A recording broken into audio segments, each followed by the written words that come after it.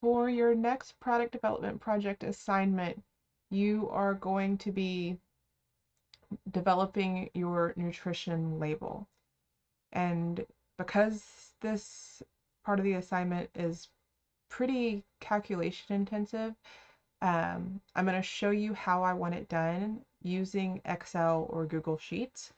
And I want you to turn yours in, and it looked almost exactly like what I'm showing you in this video. I'll tell you some things that can be moved around and stuff if needed. But this is the format that I want it in. I am not going to give you all of the formulas in just a template for you to fill out because I want you, or at least one of you, to get some practice doing these things in Excel. But definitely like use this video as a walkthrough for how to do it. Okay, so I'm going to be doing it with a little just example with a made-up product that I'm making. This product is 2-ingredient bagels. I've made it simple for me just to demonstrate for you, but the principles are going to be the same even if you have 10 ingredients, okay, or more.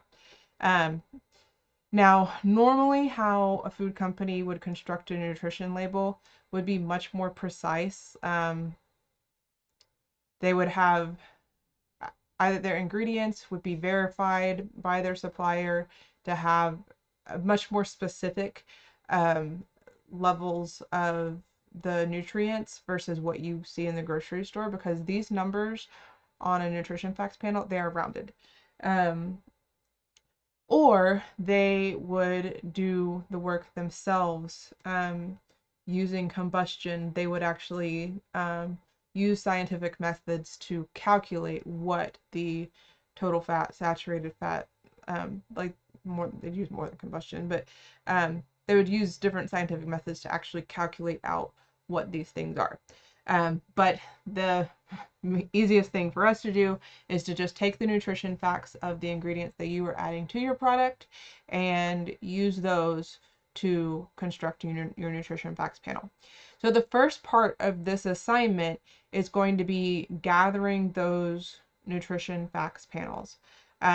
So in this 2-ingredient bagel recipe, I am using Greek yogurt and self-rising flour. I just found those nutrition facts online. That's probably the easiest way to do it. You, of course, are welcome to take a picture and post it in here as long as it's legible. But I do want the images in your file. Now, this is the one part that you can change up. For example, if you have 10 ingredients, this part here is going to take a lot more space. So you might want to move this part, the nutrition facts panels, down lower, away from the space that you need to do your work. And I would even be okay with you creating a new sheet and putting it in there as long as you label the sheet well, label it nutrition facts panels. And so I can easily find it, okay? With those, I'm looking for two things. One, the nutrition facts panel is there for each and every ingredient. Two, you have those ingredients labeled over the nutrition facts panel. So I know that this one is the Greek yogurt panel. This one is the self-rising flour panel. So once you've got those for all of your ingredients, you're going to copy that information down into the Excel sheet. Okay, and so that's what I've already done here. So these are the things that I am looking for. Some of the ingredient panels may have other things like vitamins and minerals. I'm not looking for those at this time. We're just going to focus on the macronutrients. So label the ingredient that we're talking about up at the top, what the serving size is in grams. They're all going to be listed in grams, essentially. So I don't need you to, I mean, we could put serving size, comma, grams, so we are labeling it, but then the calories, and in this order: total fat, saturated fat, trans fat, cholesterol, sodium, total carbohydrates, dietary fiber, total sugars, added sugars, and protein. Okay. Um, and you're going to want to leave one column blank.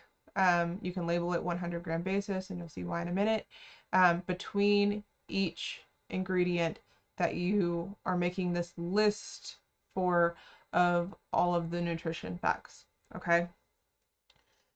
So that is the first couple steps. Then the next step is to be look at your manufacturer instructions. Okay. Look at your recipe, and you need to figure out how many grams of each ingredient is in your recipe. We're going to be doing all of this on a weight basis, okay? Or mass basis, I should say. So in my little at-home recipe for my bagels, I use 1 cup of Greek yogurt and 1 1/3 cups of self-rising flour. And you need to convert that to grams.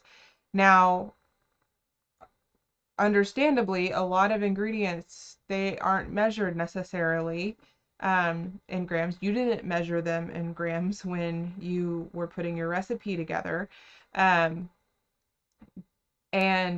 But fortunately, most of the time, these serving sizes are also listed in a unit that you more commonly measure it in, okay? So, for example, the Greek yogurt, okay? A serving size is 3/4 of a cup. So I just need to convert that to 1 cup and calculate the grams, okay? And so how I would do that, I already did it here, but so if 3/4 of a cup is 170 grams for the serving size of Greek yogurt, I would say equals 170 divided by 3/4, and that will get me on a 1 cup basis, 1 cup amount. Okay, so 1 cup would equal 226.6667. I'm just going to round that to 227 grams. Okay. And so that tells me how many grams are in my recipe. Similarly, for the Greek yogurt or the self-rising flour, here it tells me that 1/4 of a cup is 30 grams. But I'm putting 1 1/3 cups in. Okay, so for this one, it's going to be slightly more complicated. I'm going to still start with the grams that it gives me. Okay, I'm going to divide it by 1/4, and that gets me to a cup. And then I'm going to say times 1.333333, repeating, okay, to get me to 1 1/3. Okay, and that gets me, oops, and see, I calculated that wrong, so I'm glad I did that. Is 160 grams.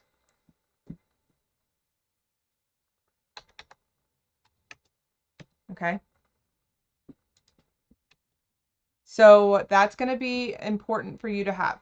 I would, like I have here, put this under the ingredients panels just so I know where to look for it. So wherever you have these ingredient panels, have this calculation based on what your recipe is under it, so that you can go on to the next, I can see it, and you can go on to the next step. So the total weight then of your recipe, and you can use the recipe that you used at home, not scaled up, for calculating this. The total weight then is these two added together. And if I had more ingredients, it'd be all of them added together. Okay. So my total mass is equals 100 or 227 plus 160. Okay. So 387 grams is my total weight. And now I'm going to figure out what the percent by weight of each ingredient is. So for the yogurt, we have 227 grams, and we're going to divide that by the total, 387. That's not right. Okay. Hold on. 227 divided by 387. There we go. Why are you doing that? Okay, 59%. So I just put a little percent, use that to change the style to percent. Okay, for the flour, I have 160 grams divided by, also divided by the total, so 387. Oops, yeah, I don't want the G in there. Yes. Yeah, okay, and 41%. Okay, so I'm going to come back to this and use it later. Now let's go back to why I put in these ingredients and this column that's empty here. So I'm labeling this column 100-gram basis. This is going to get all the ingredients kind of on the same level, and 100 grams is a great way to say it really puts it on a percentage basis. Okay, so I want to know, like, on the Greek yogurt, okay, yeah, a serving size is 170, but percentage wise, how much protein is there? Okay, so what you're going to do for this, you're going to skip this first line. You can put 100 there if you wanted to, but otherwise you can skip it. And then, so starting with the calories, you are going to divide everything so that hold on. You're going to calculate everything so that it's based off of a 100-gram serving instead of 170. So for the calories, for example, I'm going to say equals, I'm going to just highlight this cell for the calories, and I'm going to multiply this times 100, which is 100 is referring to the grams that I'm eventually going to end up as, divided by 170 for the serving size. Now I'm going to add a little $sign before the 2 here, and that's because I'm going to drag and drop this formula so I don't have to keep writing it over and over again, and that keeps the cell referring to the number 2 row and not just continuing for this second part to keep going down. Okay, so if I change my serving size for the Greek yogurt to 100 grams, there would be a total of 58.8 calories. Okay, so now I'm going to drag and drop this.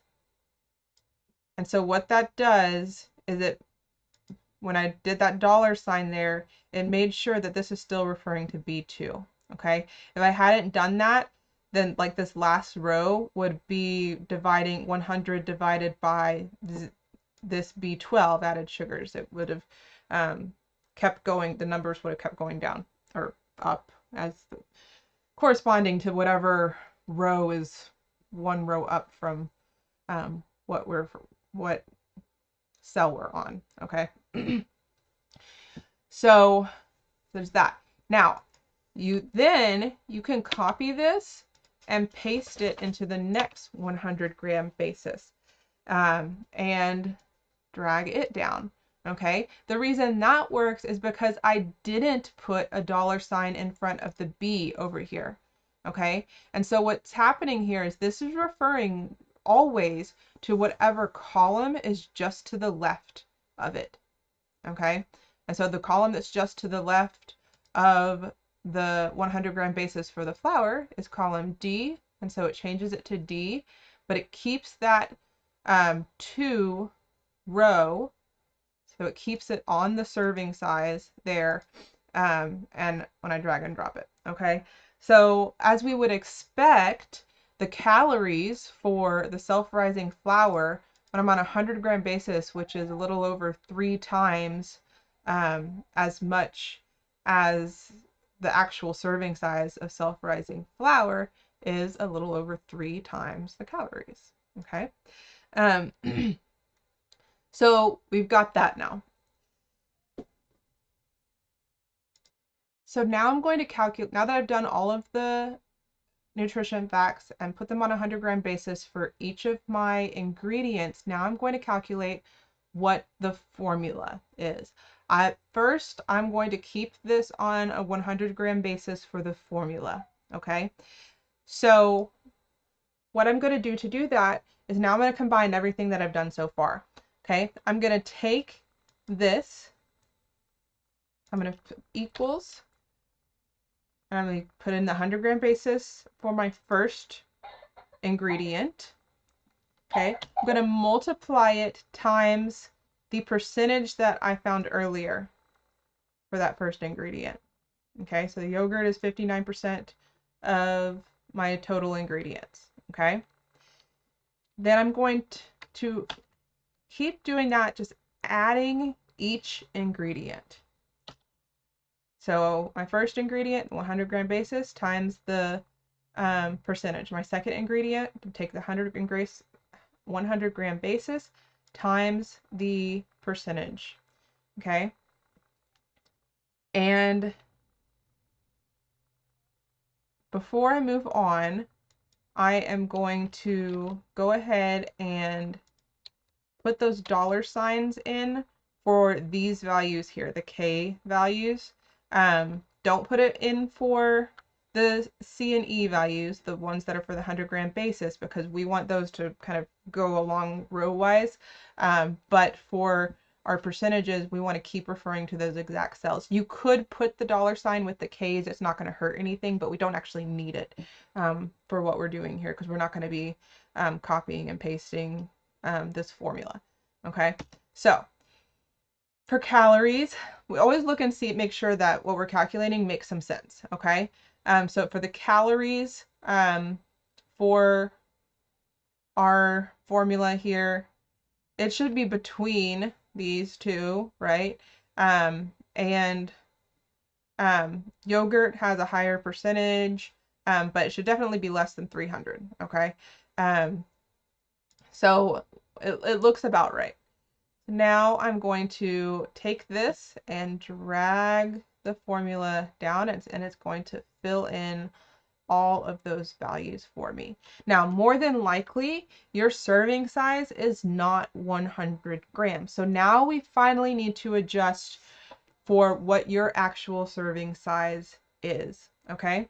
Now for a bagel, average serving size is about 95 grams. So I just need to make a small adjustment, but it's still a calculation that I have to do. Okay. So for this final adjustment for making it what my serving size is, I'm going to equals, I'm going to take this, and then I'm going to just multiply it times what my serving size is divided by 100. Okay, if your serving size is more than 100 grams, then you would still do that. Okay, so this is going to get me down, and it's just a slight little adjustment down. You can see gets me to 95% of what the 100-gram basis was for my whole formula. Okay, so now I have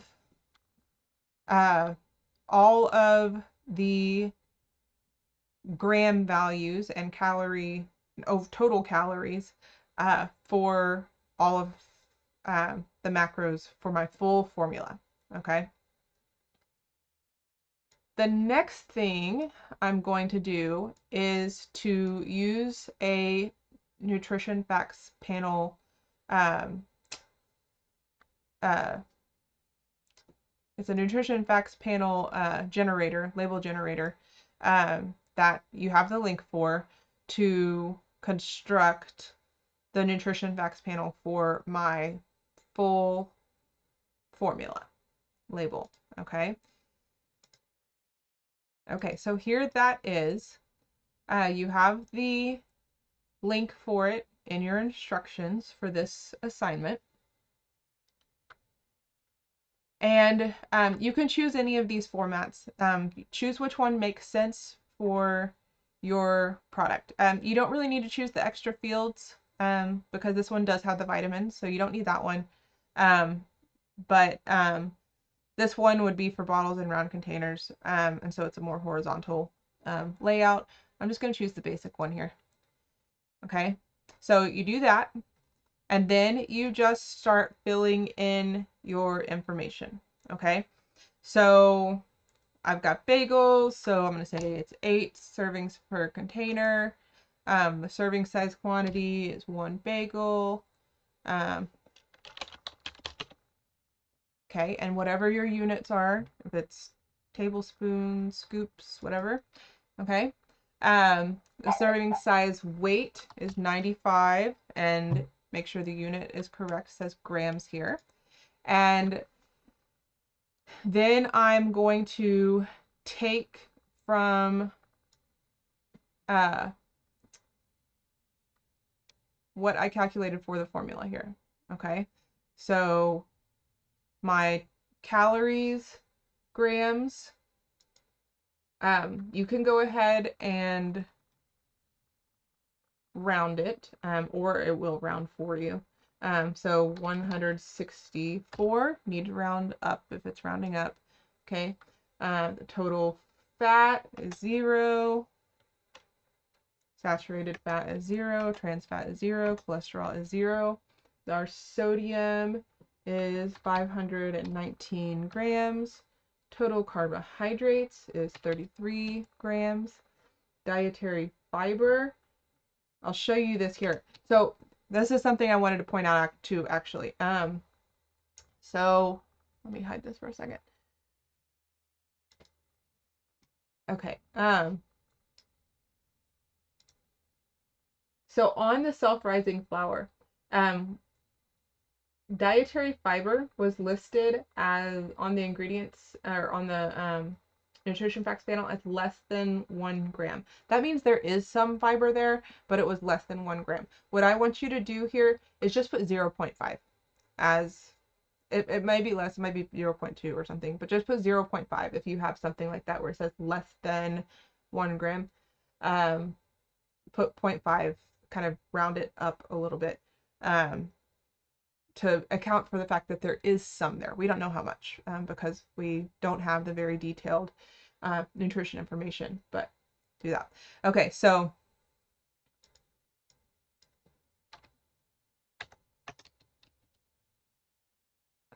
let me put that back on. Okay, so for the dietary fiber, I'm going to put 0.65 and show you what it does.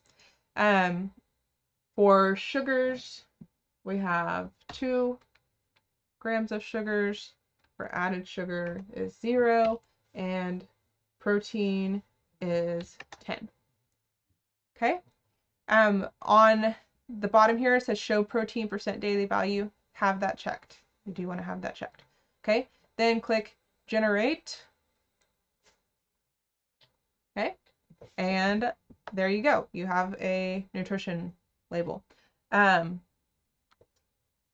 So what it does here on the dietary fiber, it says less than 1 gram. Okay. As the output, and that's okay. Okay. So we'll download that image. Oh, well. Okay. I hadn't gone through this. So we're not going to download that image. I'm going to show you something else. So if you know how to do it, I want you to do a print screen or a clip and do that. So on Windows computers, it's going to be, you press start, hold down shift, and then hit S, and the clip function will come up, and you'll be able to kind of draw a rectangle around that nutrition facts panel, and then you'll be able to put it into the Excel file. Okay. If you need any help with that, let me know. Okay, so let's get out of here and go back to our Excel file. Now, your final nutrition facts panel, I want as in a separate sheet that's labeled. I want the last thing in your file. Okay, so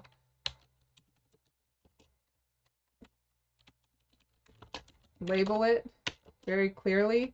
formula nutrition facts panel. Okay, and paste it. Okay, so I did that clippy thing just now while I was talking to you, and it's like in your clipboard, and you just Control C to paste it, and it'll be in there. Okay, and that is the assignment for this week, due January 14th, so this week, but over the next month, sometime when y'all have a chance. And it's as simple as that. And then turn that in. So this would be a fully complete assignment. You could delete this if you're not using it. But this would be the fully complete assignment that you're turning in for your group. Okay. So if you have any questions, if you run into any roadblocks, please let me know. Don't wait to the last minute, so that you are able to let me know and get my guidance if you do run into any trouble. Okay. So hopefully this works out easy for you and you learn something doing this.